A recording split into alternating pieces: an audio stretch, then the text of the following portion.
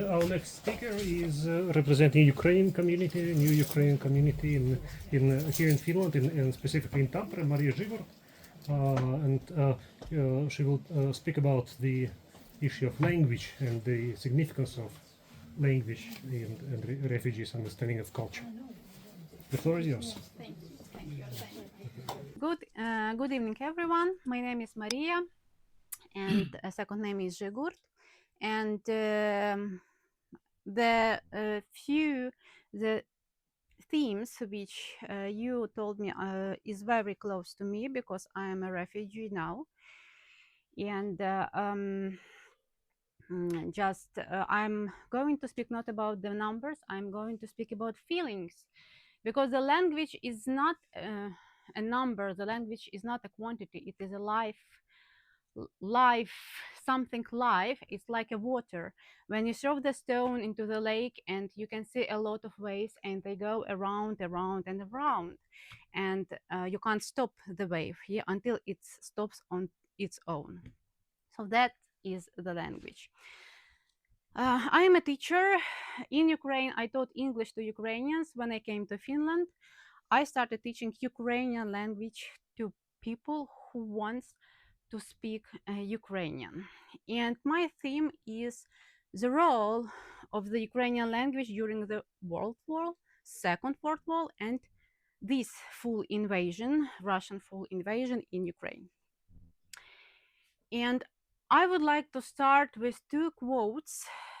The first one was written by Volodymyr Susura. Without our language, young man, there is no nation either. Без мови, юначе, немає нації. And another quote, it is Ukrainian writer Lina Kostenko and poet. In Ukrainian it sounds like this. Нації вмирають тихо, спершу їм відбирає мову. Nations die silently, first their language is taken away. So first of all, I would like to make the difference what is people and nation, and what is the nation. When I came to Finland and when I came to my apartment, I started to rent it after the refugee center. The person, the landlord, showed me from the window of the beautiful park and said, "This is Karelian Park." And every morning when I drink my coffee, I look at those trees. And it's very close. And I think that about the answer on the question about the trauma. So when I came to Tampere, I met the people, and one man said, "My granny came from Karelia and I want to help you." Another woman said that my mom came from Karelia and I would want to help you. So in help to another people, we can treat our hearts. So people is like a wild tree, a wild forest. So it grows on its own. You don't need to look after this forest. It's huge, it's green, and it has its own time. The nation, it is a park. It is a grass which you need to cut, you need to prepare, you need to clean there. So the main idea, what makes a nation from the people, it is language, really language. A language is an inexhaustible spiritual treasury into which people continuously deposit their experience, full spectrums of thoughts and emotion. It is a canvas upon which a person embodies the patterns of their life. Language is the heart of nation. A nation is personality, which its own face, character, temperament, culture, morality, honor, dignity, values, past, present, and future. So what influence? How does language, how does it changes during the war? The role of language in extreme stress conditions for ethnic groups is highly relevant. What are those conditions? Occupation, Holodomor, collectivization, deportation, resettlement, executions of high educated people or ordinarily people who can read, or simply those who wanted to create a Ukrainian language theater in a village, Kobzars, and exiled to labor camps. And all that was in Ukraine before Second World War.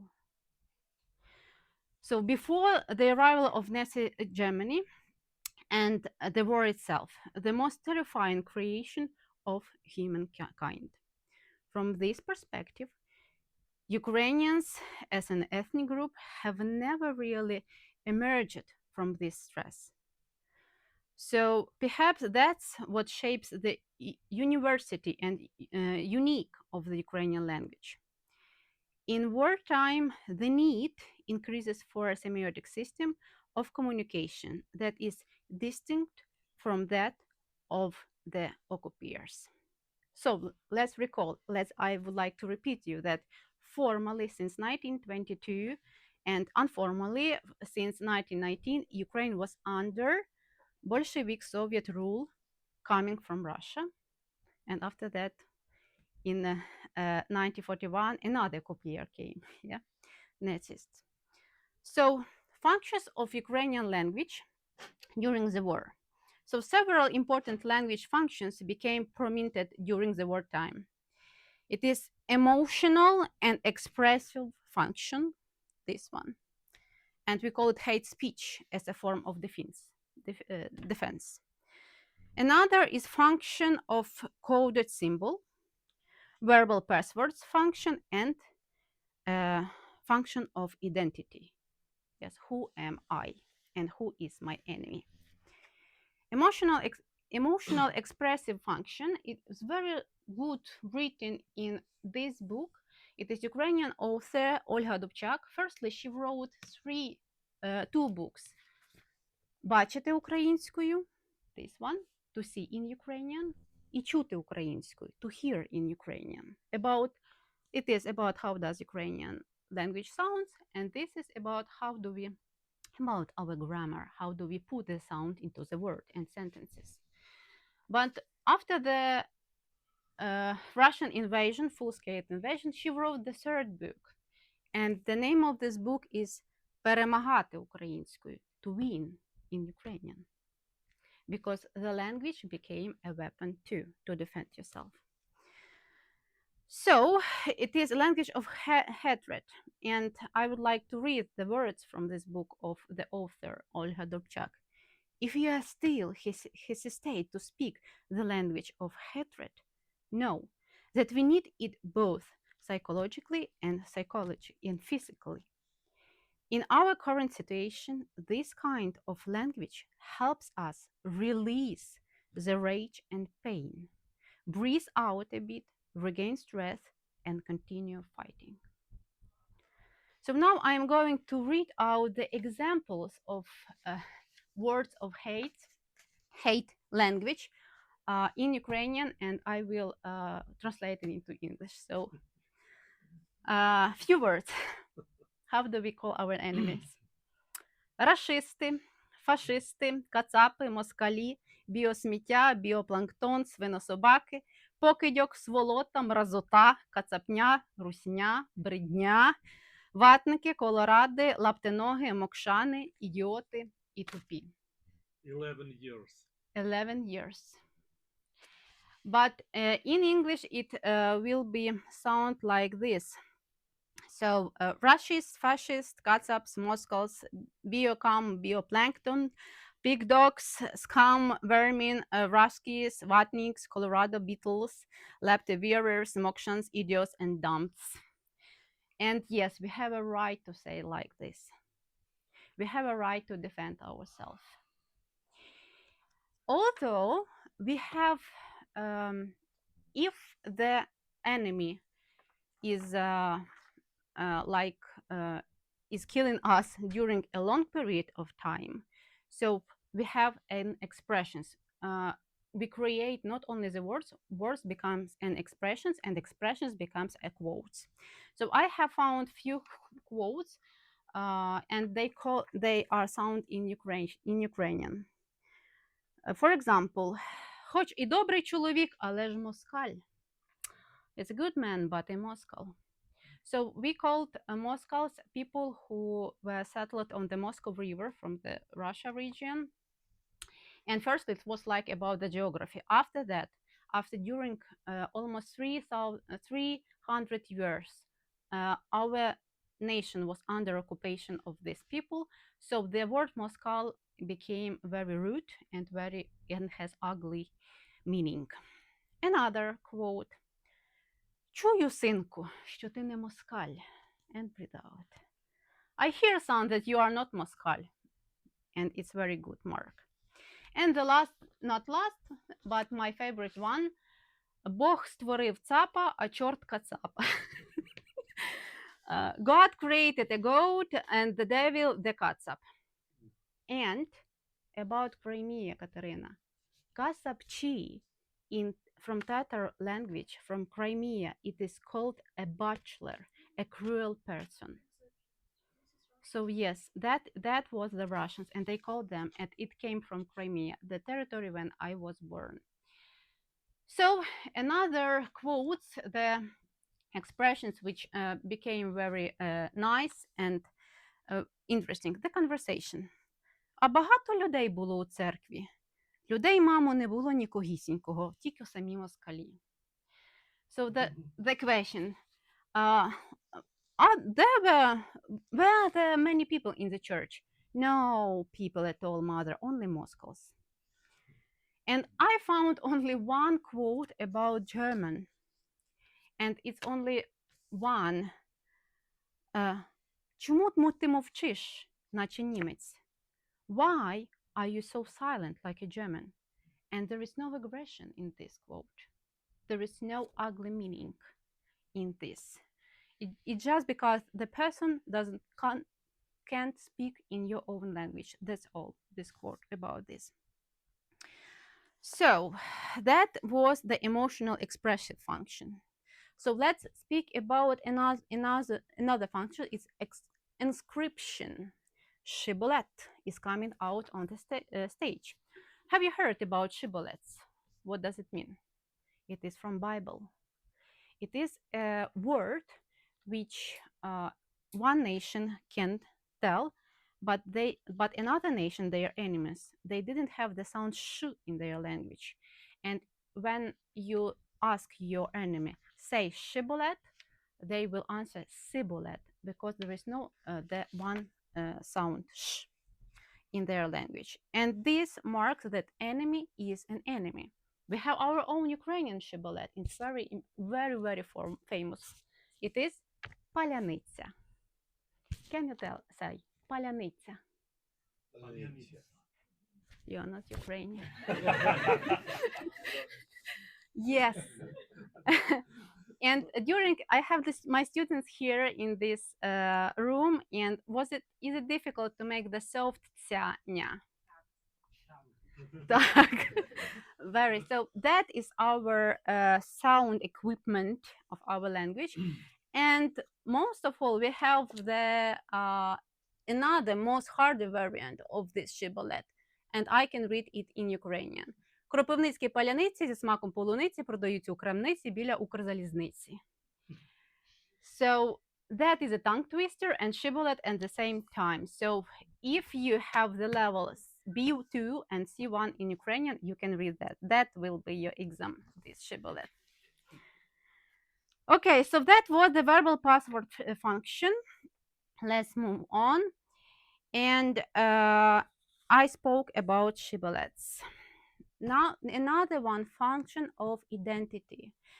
The Ukrainian language played a key role in the activities of OUN UPA, and during the very short period in Second World War, we had the possibility to have our own country and to be Ukrainians as a nation. There is word in Ukrainian pлекали. We wanted to be independent. We wanted to have our country, our state, and that was another like another step, another try, but we didn't succeed because German wasn't interested in Ukraine like the independent state. So OUN and UPA, the Ukrainian language, played a key role, and they wrote official documents. Ukrainian was used as an or in orders, in materials of the OUN-UPA, emphasizing of their commitments and establishing an independent Ukrainian state. And I highly recommended the book of Oksana Zabushko.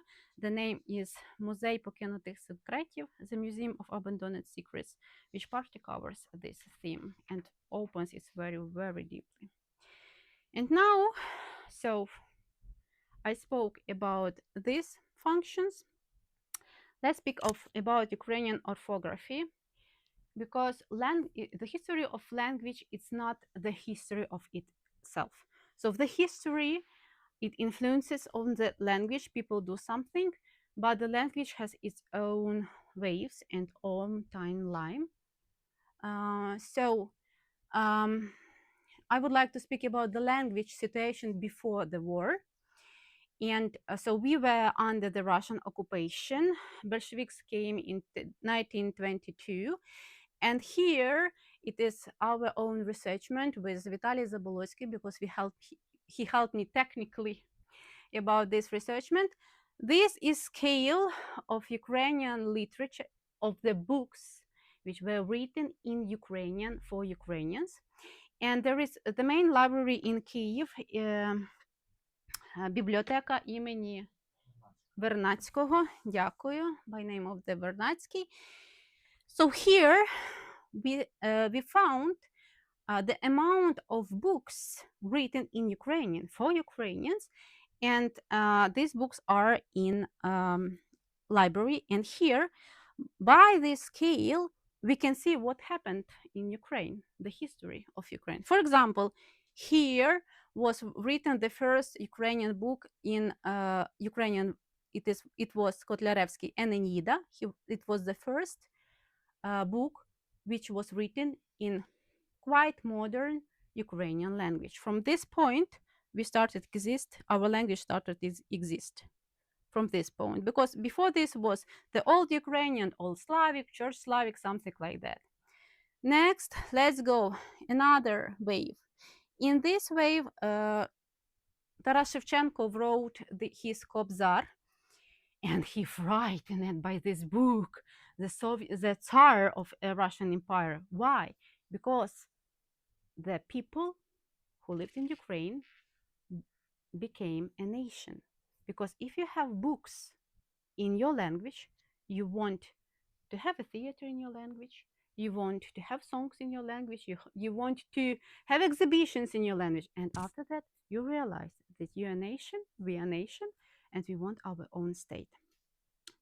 No one was interested in Ukraine like the independent state. That's why we started, there was some printed and started the Valuevsky circular was here. It's like Ukrainian language was forbidden 22 times in 22 official documents. And this was the hardest one. You see, there is no printing, and like this. So what happened in 1920s? What happened? Yes. Independence, yeah. And brilliantly, at the same time, do you see the amount? 300 of books were printed during 3 years. During 3 years, and during the people were fighting of their independence. During this fight, we printed the books. Okay, unfortunately, we didn't succeed, and Bolsheviks came here. And after that, they wanted Ukrainians be in Soviet Union. So that's why they announced it of colonization. So Skripnik came in this time to Ukraine, and the Ukrainian orthography was written in 1928, and Ukrainian Slovnik dictionary was written on the first, second, and third part force never ever been relieved. And after that, they realized that it is bad for Soviet Union to have Ukrainians and their language on top. And after that came repressions. And the slide which was before this was about executed Renaissance. All people who wrote Ukrainian orthography pravopis in Ukrainian in 1928. There were 28 people who were in commission and wrote this orthography. 27 died. 27 was killed. Only one person succeeded to live till 1960.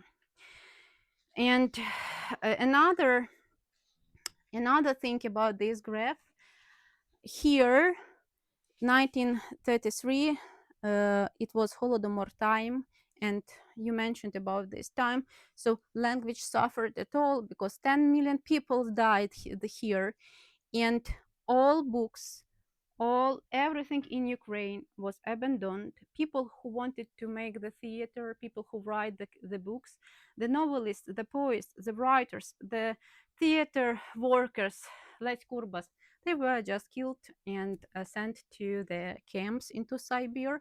So that was the hardest part for language and for our nation as at all. And after that came the Second World War. So we can see this is the 60s, this is Ukrainian independence, and here 2010. And at this part, I would like to pay attention. Ukrainians elected Yanukovych. And can you see the graphs like this? So it was the huge like fall for Ukrainian language and for Ukrainian literature at all. So now I would like to speak about, I spoke about bands, 22 bands. And here, can you go back? You can see it's a very famous picture of Second World War. Do you recognize the picture?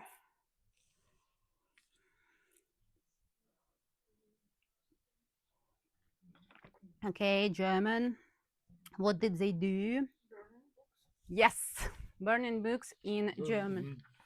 10th of May 1933. Yeah, and what German did, it was in Soviet Union with Ukrainian books, but not officially, not so parade, not so shown like Nazis did it. In 1933, no, in 20s, early 20s, in Ukrainian language appeared such mix called surjik. It's very important to language because came the commissar of Ukrainian language Skripnik, and there was a rule that everyone who works in town or in police, everywhere, he needs to know Ukrainian and Russian language. From Russia came people who never talked Ukrainian, and they started to mix their own words with Ukrainian. And Ukrainians who never heard the Russian language wanted to be on their positions and started speaking. So this mix is called surjik. And unfortunately, it played for our language very, very, very sad thing. In 1933, in year of Holodomor, when the Nazis burned their books on their streets, another pravopis in Ukrainian, another book of rules of Ukrainian was revealed, and there was 126 like changing, and Ukrainian language become close to Russian, and officially Ukrainians became surjik in this year. So now I'm teaching you surjik, Ukrainian surjik officially, really. But we have a very great thing as Ukrainian diaspora. And this books is the example of this thing.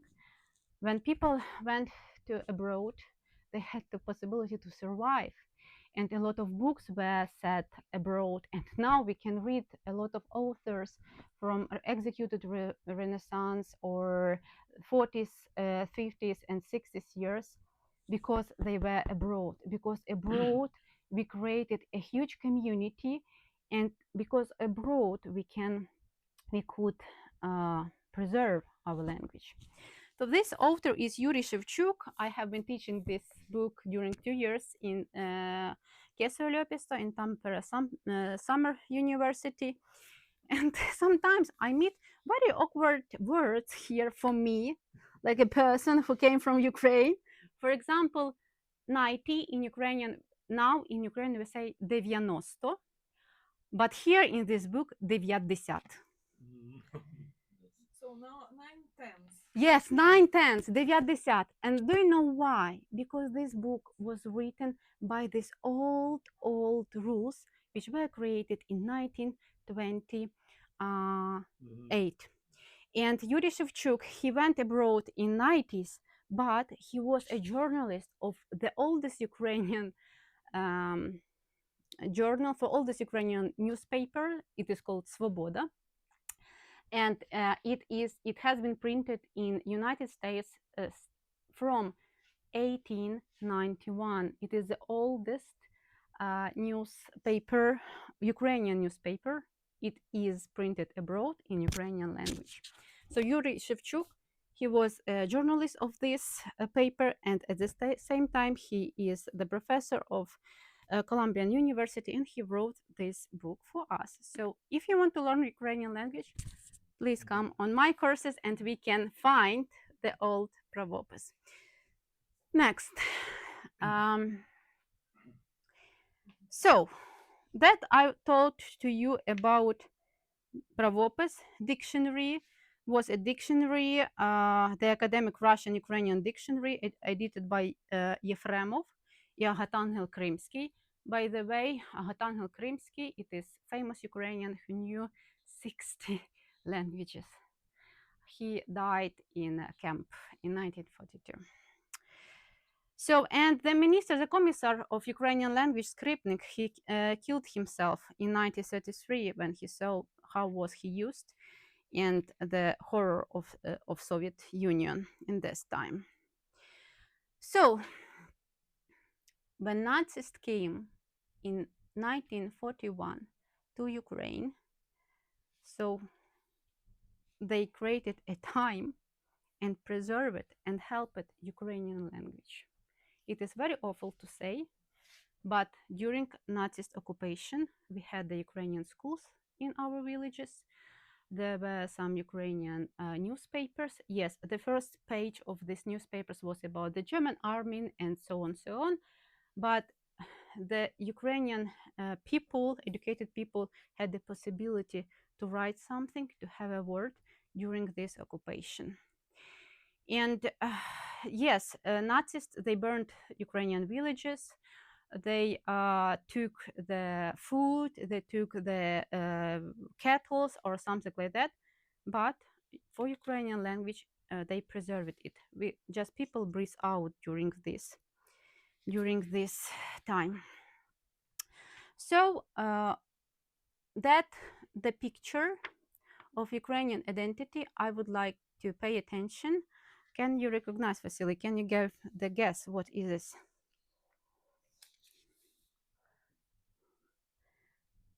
Who can? Акт проголошення незалежності України ОУН-УПА is Independence Act of Independence OUN-UPA in 1941, written in Ukrainian language. So language is our identity. Okay, so about, can you go back to the dictionary? And I now our community abroad, they preserve it, they find it, I don't know how, the orthography of 1928, and it is now PDF. I have links here, and there is PDF free of charge. Everyone can share and read it. And another Russian-Ukrainian academic dictionary by Yefremov, the 3 editions till letter P. After that, so it was 1933. In 1943, when the Germans went back and the Soviet army came, so when the Kharkiv was, when the Germans went from the Kharkiv, the almost first thing which Soviet Union did, they created a commission and they started from Ukrainian language and Ukrainian dictionary. It is commission 1943. And from Ukrainian dictionary disappeared a lot of words, a lot of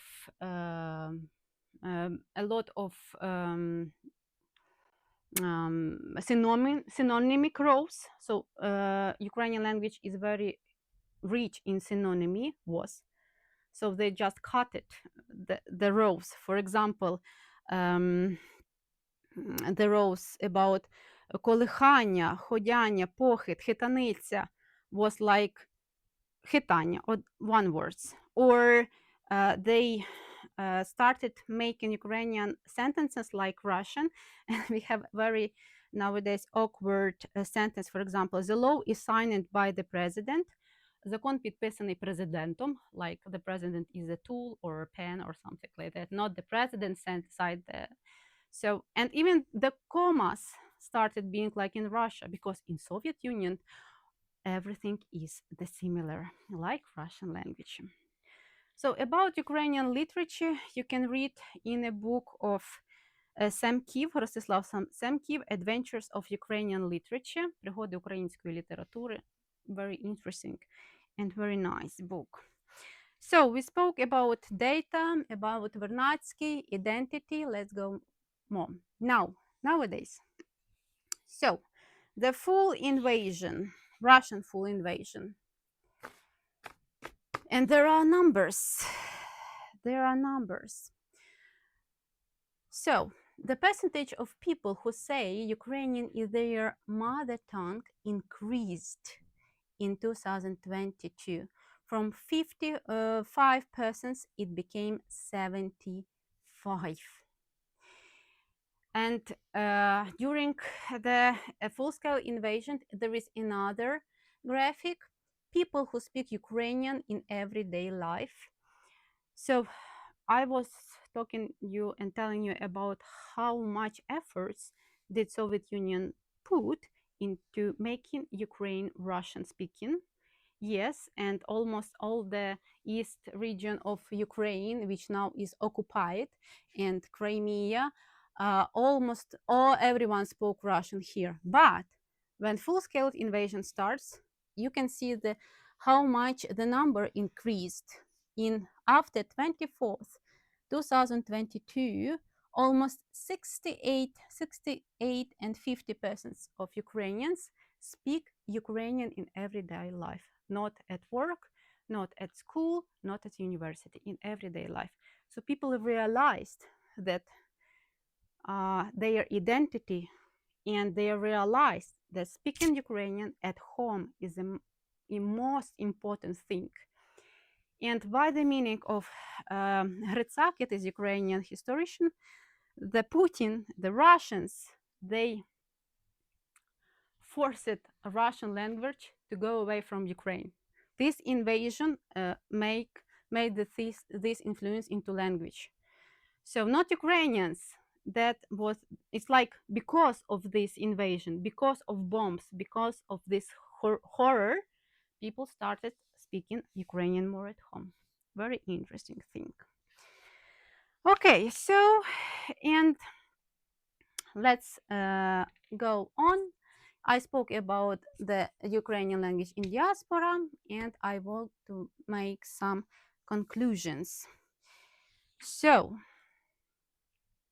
yes. And I would like to say by words of Oksana Zabushko, Ukrainian writer. Ukrainian, like English, Russian, or Polish, is a language that in the modern era, over the last 200 years, has practically never had, not even for a single generation, a stable political roof. It is a language that was never protected by an army or navy. On the contrary, it is a language for which people were shot, both in Kiev 1918 and Donetsk in 2014, sorry. And the fact that, under such minimal support, this language not only survived and endured, but also created beautiful literature, the legacy of which I am honored to be. This is proof that it is an extraordinarily strong and powerful language, a language with a future, no matter what. Oksana Zabushka. So what can I add? I just want to invite you to learn Ukrainian language because it is, like in Ukraine itself, unestimated. And please come to my lections to learn Ukrainian language and culture. For centuries, Ukraine is a language and culture has been underestimated here in the West and North, thanks to the shared Moscow enemy. So let's start not to learn about Ukraine, not to speak about Ukrainian language and culture through the Russian perspective, because a lot of many decades of years, unfortunately, it was in Europe. So, and like Yaroslav Gritsak said, the Ukrainian language is a language of entering the great world. I think that's all. Thank you very much.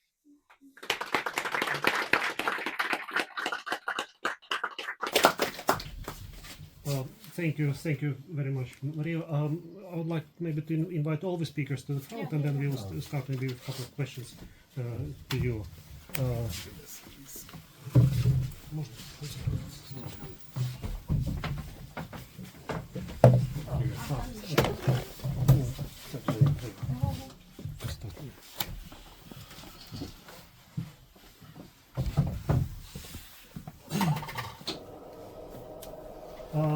Yeah, thank you very much for very exciting presentations, and I definitely have plenty of questions to each of you, but maybe we will start with some questions from the audience.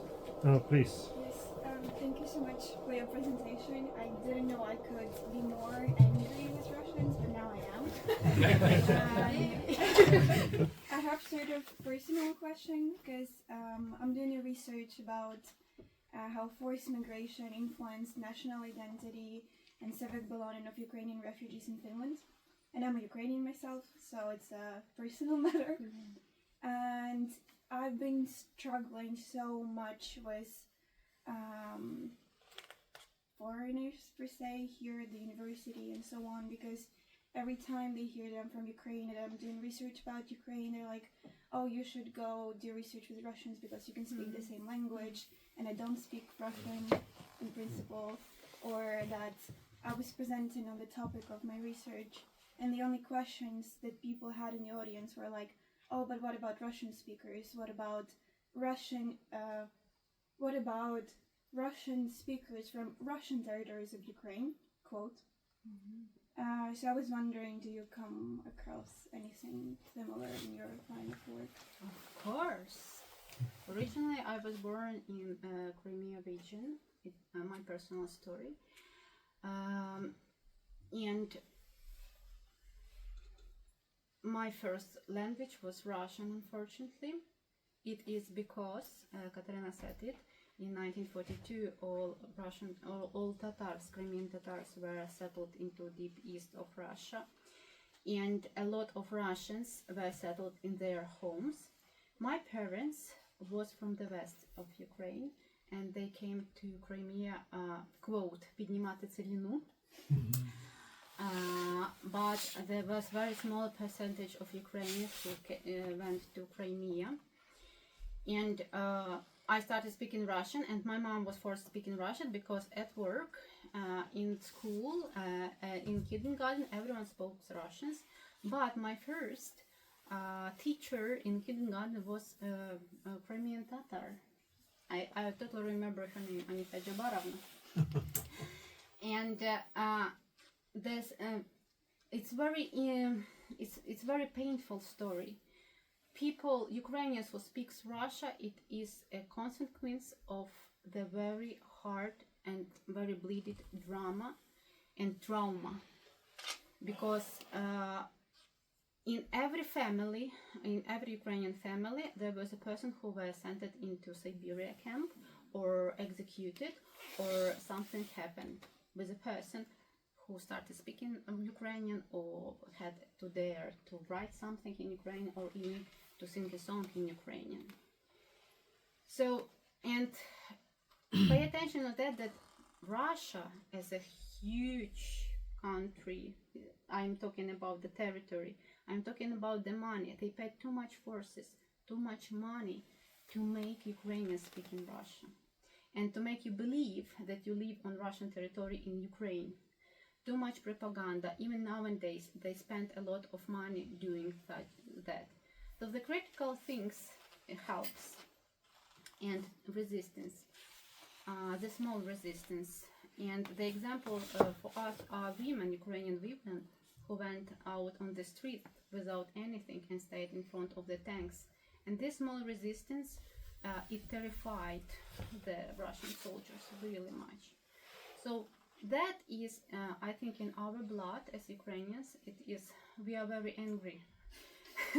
we have a right to be angry during these centuries because a lot of crimes and awful things, and they continue. Let's remember Bucha, Mariupol, and so on. So the resistance says, I always say, I don't speak Russian, sorry. And when I receive the Russian-speaking translator, for example, to Finnish, I refuse having him or her. I really insist that I need Ukrainian one, even though he speaks or she very bad Ukrainian. But I'm like, you speak Ukrainian, thank you, come to my courses, I will teach you more. Something like that. The resistance, tell it, start to open your voice. You just believe in you, how powerful you are. And everyone who says it, because behind us are our ancestors who suffered from it. So it's very huge thing. It's very powerful thing. So that's thank you. Other questions, please? I have a question about the language of Ukraine. My question is that I have sometimes heard that some people, maybe the Muscovites, talk about East Slavic languages. However, what I have heard also is that Ukraine and also the language of Belarus is much closer to Poland, and that this East Slavic languages is totally artificial construct made either by the Russians or the Soviet Union. The Russians, the Russian Empire. Yes, I totally agree with you, and you're right. The East Slavic languages are in very close family, are Ukrainian, Belarusian, and Polish. And artificially, Russian language was created artificially. It's not nature language. Even till 18th century, the people who lived in Moscow regions, let's call them Moscows, they couldn't identify themselves. They said pravoslavny, like Orthodoxians. So in 18th century, in world there was engine invented, you know. In 18th century, people didn't have, it's called samonazva, they didn't have their own, but they succeeded into taking all, as Timothy Snyder says, that Ukraine was, is, and will ever be the European country. But Russia without Ukraine, it's not European country. They need Ukrainians to be in Europe. And that's why they come as enemies, that's why they killed us, because we don't agree on that, we are fighting on that. And the creating of artificial to be close Ukrainian and Russian language, I just told you about, for example, the dictionary, Yefremov dictionary, when the half of Ukrainian language were cut off, and a lot of synonyms just put it artificially from Russian language. And unfortunately, I'm speaking this language right now. It is called surjik, mixed. It's artificial mix of Russian and Ukrainian language. Yeah, it was especially in science. For example, I have graduated from university as a mathematician. Yes, and all these disciplines was in Ukrainian because I was in Chernivtsi, this western part of Ukraine, of course.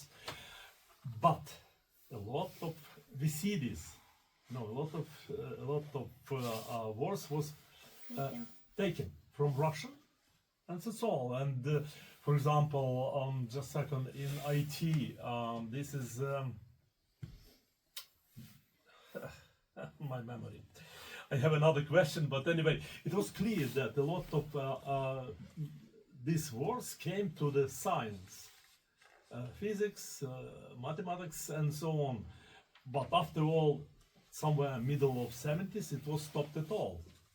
Of course, people in the Lvivsky Universitet, Lviv University, Chernivtsi University, maybe Ivano-Frankivsk, it was high resistance to this. And I suppose that it was a really successful story because people were strong enough to stay up to 1990 or 1987 when everything was started. But I have another question if I can. I want to actually add to the answer one more thing real quick. Because this question really often, we face it very, very, very often. And I crafted this very simple answer. So you've seen the 1863, the Valuyev Circular, the ban by the Ministry of Interior Affairs by the Empire, which forbids Ukrainian language completely. It doesn't exist and whatever. So in the same year, 1863, they released the first ever edition of so-called explanatory dictionary of the living great Russian language. The first ever dictionary of Russian language was released the same year of the as they banned Ukrainian language. And by the way, they've tried to the guy who written that the dictionary is born in Luhansk. And is actually Dutch, but he walked around Russia for 40 years trying to actually assemble that dictionary. To find So this is like same year. And also, can I also add a little detail, which is also very illustrative? For example, Ukrainians, even without learning Polish or Belarusian, we can understand. It's like going by, you can, okay, clear. But Russians can't do this. They can't understand Ukrainian, they can't understand Belarus language, and they can't understand Polish as well. So it's also showing how far we are from each other. And they only say we are brothers. No, it's not true. And this is also very easy to prove. Okay, translate, what is it? Shipshina. Чи розкішниця. Перепрошую. Yeah, and I would like to add about the artificial making the brother. It's like a myth. It's a myth. Exactly. Russian. We were seemed like a younger brother who need to be in a part with them in a ruling of Soviet Union, but without a language and without the culture. It's one. And I always, when I come to Poland and I say, "Do you speak English?" and they answered no, and my answer is, "Тоді буду говорити українською." So if the Polish person speaks very slowly, I totally understand them. And if he wants, it's like, let's speak about the wheel of understanding. If the Polish person wants to understand me, they will understand Ukrainian too. And it is from generation to generation. All our nations were burned in 18th century, almost nowadays languages. So we are very close to Poland and to Belarus. Yes. Oh, thanks very much for a very interesting presentation. You make a very strong case about language and how it impacts things. I'm just thinking about nowadays, now we live in so much social media, internet, etc. What's the battle there? I mean, when it comes to the Russian language over Ukrainian language, is there a battleground going, or is it just no big impact either way? In social media, are you talking about the post and the comments under the post or something like that? Well, of course, you see an awful lot, and depends what you go on to. But I've seen an awful lot, and I've sometimes seen arguments when I hit the translation. So yeah. I'm not deeply involved in that arguments because I know that how much money does Russia pay on these comments and these battles. So not to be involved, it's very comfortable and very hard saving. You know, I know I am a person who lived in Finland 3 years. I have a lot of things to think about, not about the comments. And I can see, because of critical thinking, which themes are created artificially. It's very easy to see. It's very easy to see the comments, for example, made by bots, by Russian bots, in very awkward Ukrainian language, translated in Google Translator or something like that. Borushno. Yeah, It's yeah. visible, very It's easy. visible, very visible for us. And the language thing, I advise to listen online the lectures of Timothy Snyder and Pana Gritsaka. Gritsak, it is Ukrainian historian. He wrote a very great book about history of Ukraine. And he said that language questions always comes from propaganda stuff from Russian. We can easily speak Ukrainian. It is our native language. I understand totally Russian. I'm like, I hate this language because it is used by like a weapon. We use our language like a weapon to defeat ourselves. They use their language as a weapon to kill another nation. That is the main difference. So I don't speak Russian at all. And let's speak, Gritsak says that the people, intelligent people in Ukraine, they should speak 2 languages freely, Ukrainian and English. Okay. So that's all, and I'm totally agree with him. Totally agree. Thank you. Other questions? Maybe, I don't know, do we have still time? Yeah, we do. Yeah. Maybe I can touch one more question, little bit unexpected, because I'm from western part of Ukraine, and we have another, I cannot say that this is enemy, but let's see, will we have one more enemy, Hungary, Slovakia, and as you know today, Romania. And I'm from territory when, beginning from 1920, it was forbidden to speak at all Ukrainian, only Romanian. You come to the first class, you must talk Romanian from first class. Otherwise, you will be beaten. Can you imagine? This is from my father, because he was in this school. And it was really difficult situation, because it was pressed very hard from Bucharest, from that side. All this area, Bukovina, maybe you know this northern part of, that time Romania. But it was really disaster for us.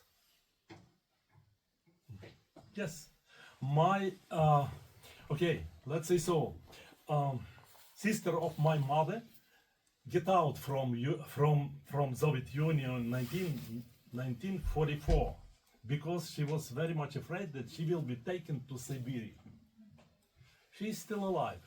She succeeded to get professor's position in Bucharest University. She's 99 and she still speaks Ukrainian. Can you imagine? But of course, it was some type of resistance of our people to keep this inside. But this is, Maria, I suppose that it should be, I don't know who will study this question, but I don't know, maybe Arseny knows about this Bessarabia area from Odessa Oblast.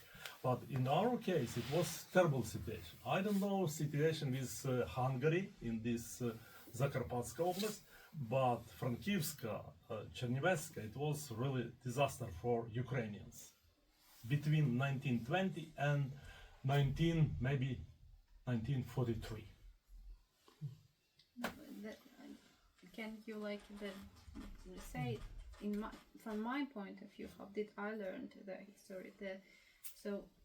The main problem of Ukraine during a lot of years, we were under different occupation, and what you are talking about, it is the rule and the of occupator imperialist. So it is imperialistic stuff to take the village, to take the territory, to demolish their language, to demolish their culture, and to force them speaking your language. There are numbers. You need only 3 generations to make them speak your language. Only 3 generations. And saying the truth, Ukraine and Ukrainian language is like a phoenix, and it is like the nation who doesn't follow this rule, because we were under the different occupations, Russian Empire, from Romania, Austro-Ursina, Polish, and there were Polish schools in Lviv region, very beautiful and very high educated in Polish language. But we have this resistance. I know, maybe we are so angry, you know. Yeah, and this language, Peaceful, but we are angry.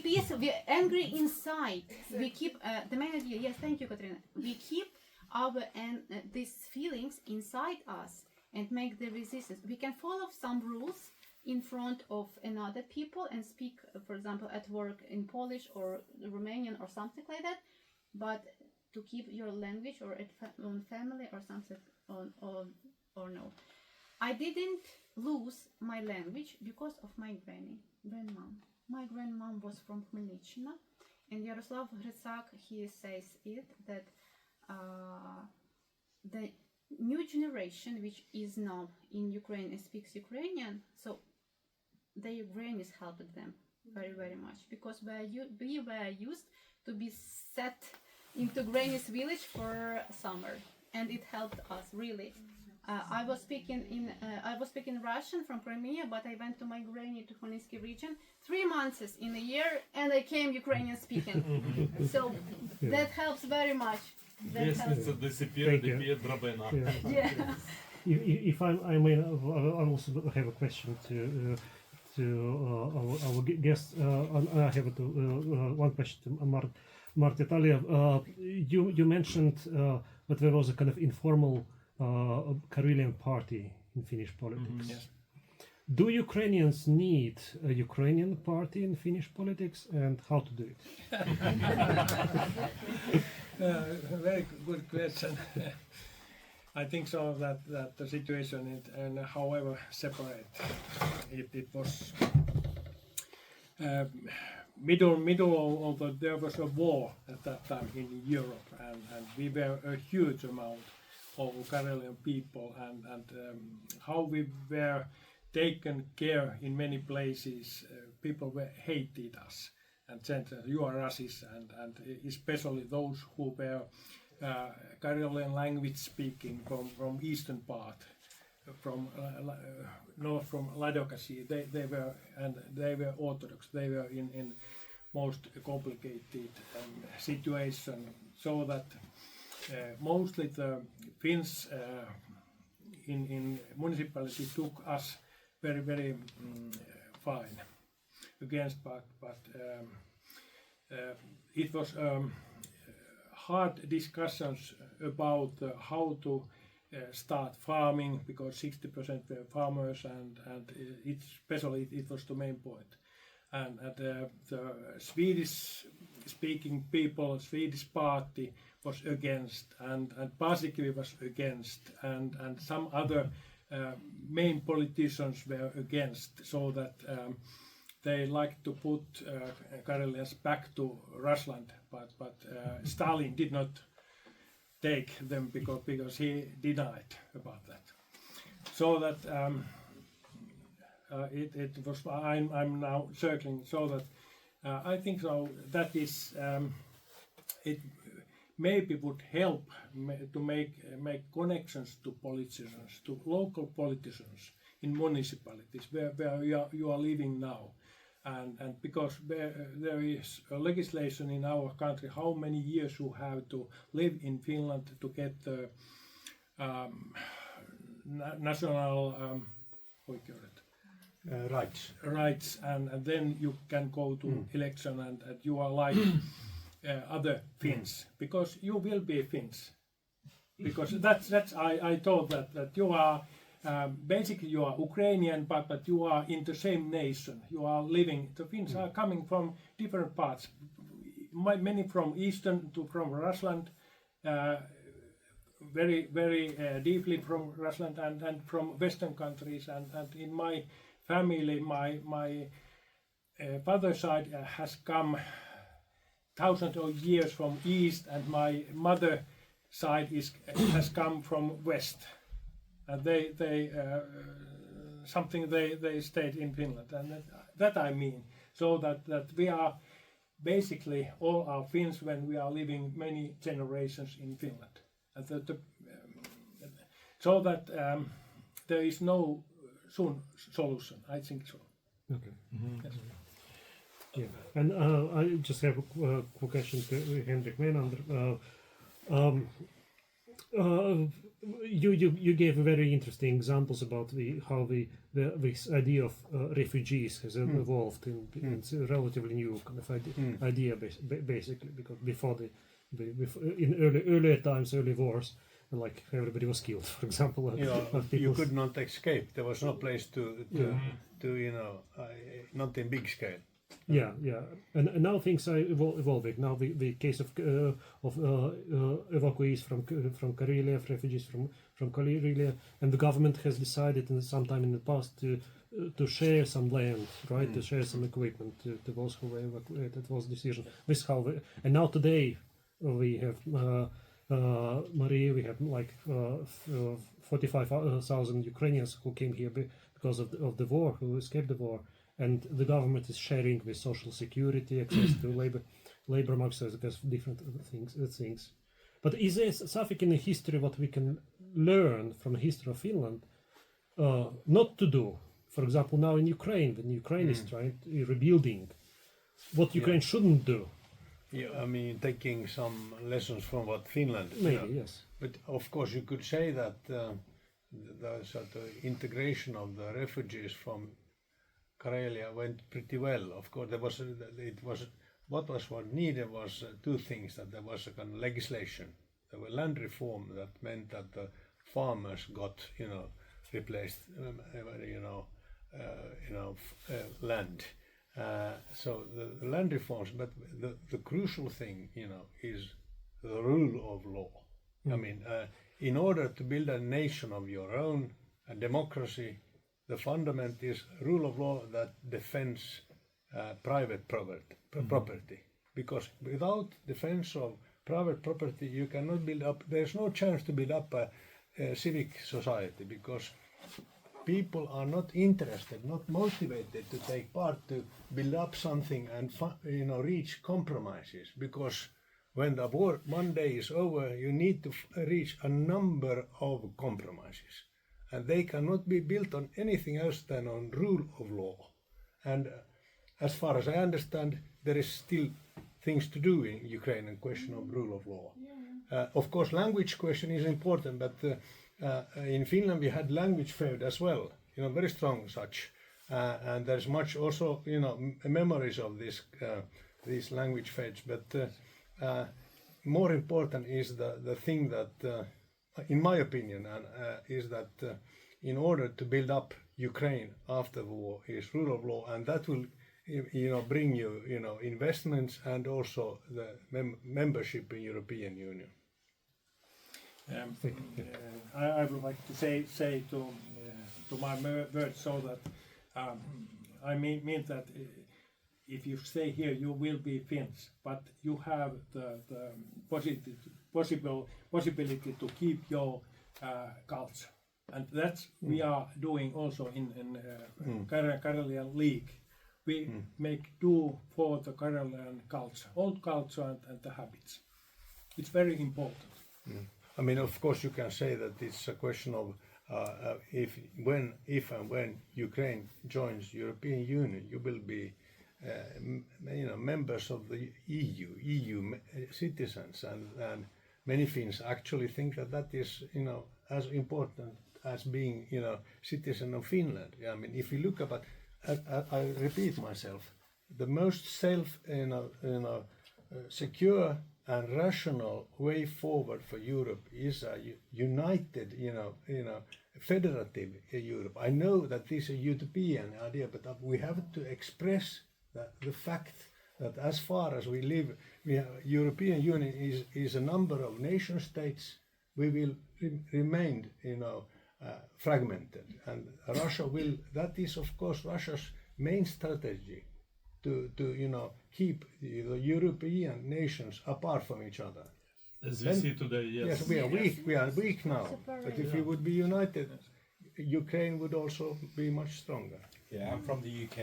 I can tell you for sure the Russian involvement there was a big player in separating that, and that's just what they wanted, division. Yeah. So united. Yeah, Brexit was probably by Russian also manipulation. Vitaly, thank you. Yeah, by the way, I really agree with you, Henrik, about the federalization, kind of unification of Europe further. My question, I actually have like double questions, two questions in one. After the Winter War, after the War of Continuation, Finland has preserved independence but kind of lost sovereignty, and we are talking about this Finlandization phenomena today. So, and when the war is over in Ukraine, one way or another, there is very, very big chance that Russians will use similar tools as they use in Finland, in a way, fear of another war, because whenever you talk to older generations in Finland, the first thing you hear, like, no more war, whatever. It doesn't matter, like war bad, whatever, that war is not gonna happen. But, there is a very, very big risk of Russians using this in Ukraine to kind of force Russian agenda after the war is over, and kind of forcing whatever, don't join NATO, don't whatever, like whatever bullshit they kind of try to force upon us. So in a way, Ukrainians are like super expressive nation and very impulsive, and Finns are like more preserved and kind of calm and so on and so forth. So two questions is this Finnish calmliness, is it somehow connected to that kind of heavy burden that you had to wear on your shoulders after the wars with Russia and their kind of oppressive thing, and maybe now you feel more kind of liberated? And the second question is that how do we avoid these risks in Ukraine of kind of being able to decide our future on our own? To both of you, actually. Yeah, first, it's not, there are different kind of Finnish kind of temperaments. Karelians are have a much more vital and than, for example, those who come from Finland proper, that is in southwest. Yes. So there are clear difference, but it has much more deeper kind of traditions. It's a question of climate and whatever, Lutheranism and so forth. So it's, but of course, the question of Finlandization, I suppose most of you know it, and the question is, has it disappeared? But then, of course, I have, as a historian, emphasized that there are two dimensions of Finlandization. The first is foreign policy and security policy. Now, after the Second World War, Finland was left alone. Finland had to cope with the situation. There was no hope for that if a new war would break out, that anyone would come to our help. After Winter War, we had to make an alliance with Germany to survive. That was the cruel reality. If that, without the alliance with Germany, Finland would have been occupied by the Red Army. So, in that sense, it's difficult to condemn the foreign security policy we had during the Cold War. It had many, so to say, advances. The Finnish economic development was positive, and our trade also with the Soviet Union was stable. It was, the economic, so to say, resource for our social welfare. But then there was the domestic impact on that, and that the Soviet Union, through KGB and its contacts to our political system, had a kind of meant that our parliamentarian democracy was weakened. But you have to ask, how much did that in a way make, and that is a very difficult question, how much did the man on the street suffer from this? I mean, if your standard of living was rising, so, but that of course is something that we still discuss much in Finland, especially after the end of Cold War. Why did, so to say, the Finland continue to try to cope with Russia? One obvious reason is that there were economic, so to say, advantages up until 2022, actually. And many of our politicians maintained their old contacts with Russia. Yes. But then it actually connects to your next question, and that is clear. But I must say that that you have been able to defend your country will be such a strong, starting point for building up a kind of a society that is based on rule of law and a functional civic society. Yes. Functional civic society. And then the question of language has to be solved not through hatred, but through compromises, I believe. Because languages, we have a lot of languages in Europe, and it is easy to get a kind of quarrel and disputes, also in Finland.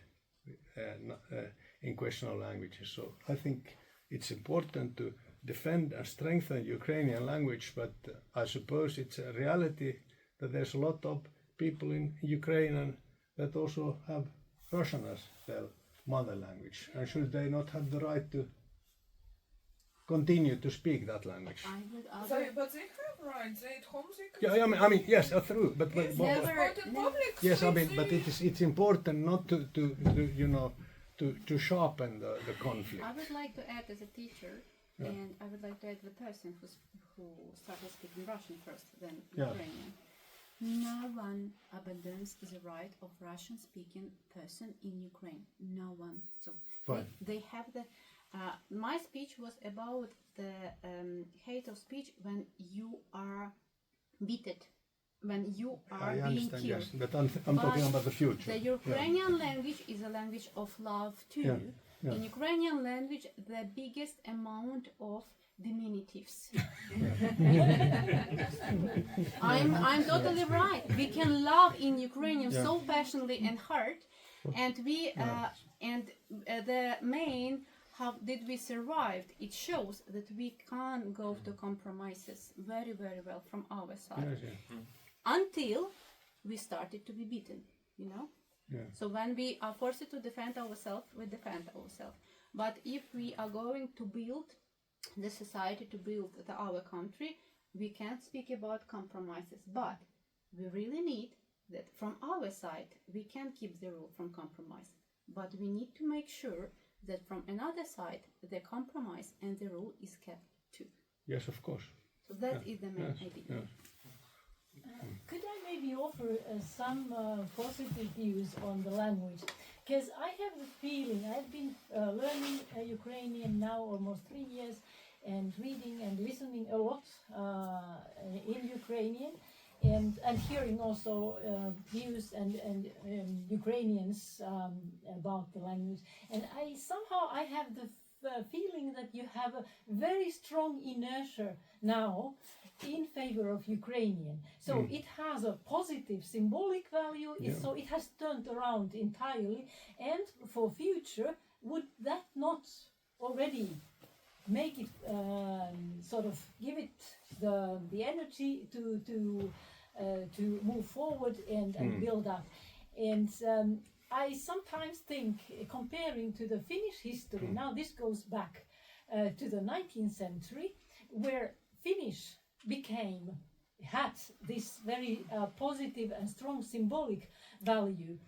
So many Swedish-speaking people even changed their names and learned to speak, and if they didn't learn to speak Finnish, at least they were positive about it and showed that it was important to them. So if for Finns, maybe this is something that would be understandable of the language situation, because very often we hear precisely this, so as if there was a danger for Russian in Ukraine, but whereas you have the situation has been, and this is already years, that there is a law that if you want to speak Ukrainian in public places and that is get service, then you have the right to use that official language. So this is, as far as I know, no more than that.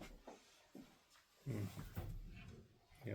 Yeah, it's like when it comes to compromise in Ukraine, like Ukrainian versus Russian language, it's mostly actually about protecting Ukrainian in a way, because it's that's where the danger comes.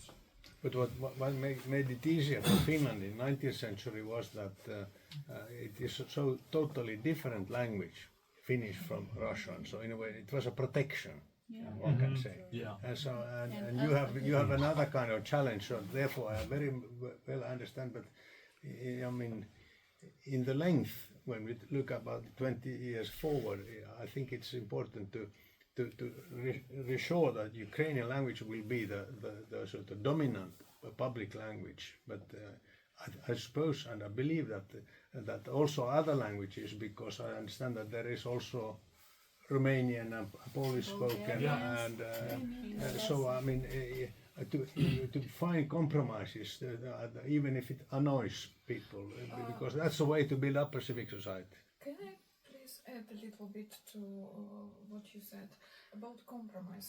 My point is like now it's not time for compromise because war is not over. Yeah, and I'm talking about the future. Yes, but in future we will see. But from my point, I can tell you, like, I'm from the east of Ukraine originally, from Lugansk, and I was speaking all my life Russian. Of course, I knew Ukrainian, but I was speaking. And when I relocated to Kiev in 2014, I was also using Russian all the time, till full-scale invasion. And then I realized, like, in this language, Ukrainian children are raped, and Ukrainian people are tortured. And, like, for myself, I made a decision to skip to Ukrainian because I don't want to be the same with these people who can do this. Because it's not Putin, was in Bucha, it was not Putin in Mariupol, and children were raped not by Putin. What, like, which propaganda can you motivate to rape 5-year-old girl? So, for me, and I think for many Ukrainians, like, they did a big impact, and like you realize what's going on, and you don't want to be the same with these people. And also you want to defend your culture, you want to defend your language, and it's very important if you are just citizen of Ukraine. And in future we will see. First I think Russians should take responsibility for what they did. They're not going to do it. So why should we respect their language on our land? They should take responsibility first. And they're still saying, no, it's not. No. Yes, there has been, we were under Sweden hundreds of years, and it was the only official language. And then we were part of Russland from 1809, and then in the middle of 90s, we got the Finnish language got the official position, and now our laws, we have two official languages, Swedish and Finnish, and also we have the minor